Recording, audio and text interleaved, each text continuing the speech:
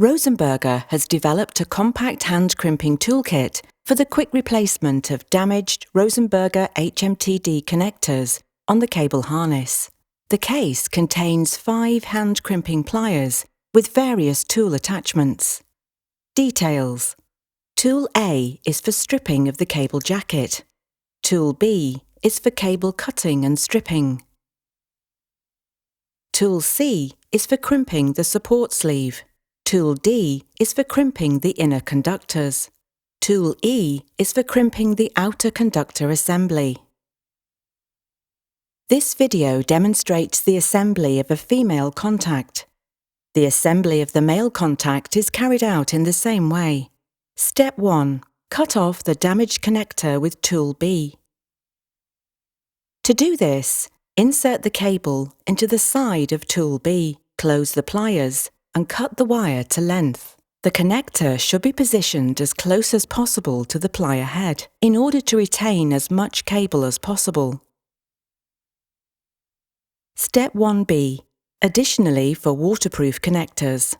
For waterproof connectors, the cap and the cable seal must be pushed onto the cut cable first.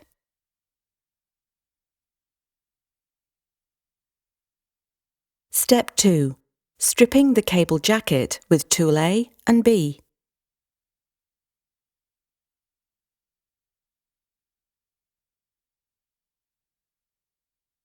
Tool A is used to partially strip the cable jacket. The cut cable is inserted into the middle opening of the tool as far as it will go. Close the pliers and cut the cable jacket. Now push the lever on Tool A downwards, pulling the cable jacket backwards by about 10 mm and then opening the pliers. Using the gauge in Tool B, the jacket cut can then be checked for the correct length.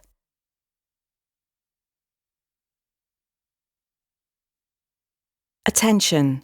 The braided shield must not expand when crimping the support sleeve, therefore the stripped jacket must not be completely removed. Step 3. Crimping the support sleeve with Tool C. You will need to insert the support sleeve with support tape into Tool C and position it using the centering device. To do this, push down the button on the left-hand side of the pliers, insert the tape with the support sleeves, and release again. Then insert and push the cable until the jacket touches the support sleeve. Close the tool, crimping the support sleeve onto the cable and making the zero cut. Remove any sheath residue afterwards.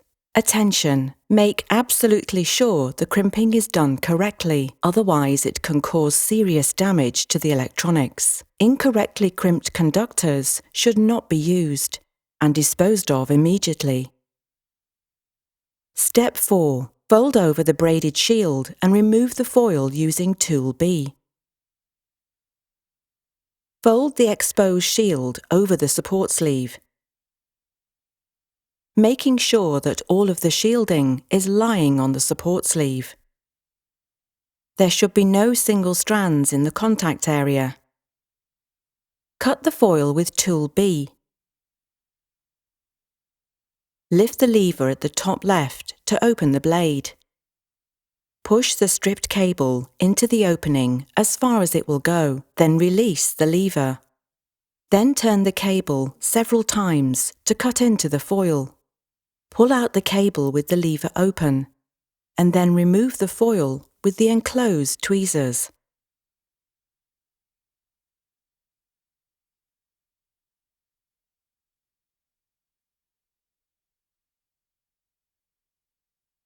Step 5. Strip the strands with Tool B. Now insert the strands into the right-hand serrated opening and carefully close the pliers. With the pliers closed, pull on the cable to strip the insulation from the strands. Attention! Make absolutely sure that all foil and cable residue are removed from the tool head after stripping. Use the tweezers if necessary.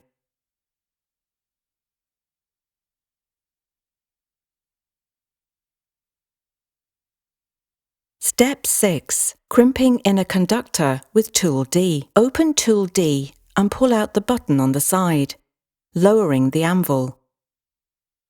This can be adjusted with the lower of the two middle screws on the tool head, if necessary.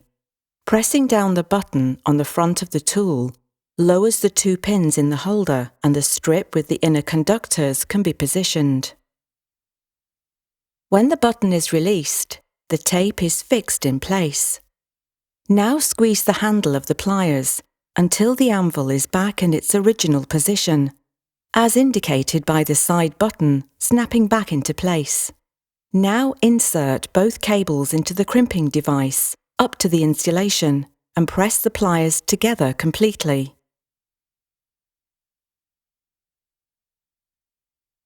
Attention! Make absolutely sure that there are no individual strands of the braided shield in the contact area. Incorrectly crimped conductors should not be used and disposed of immediately.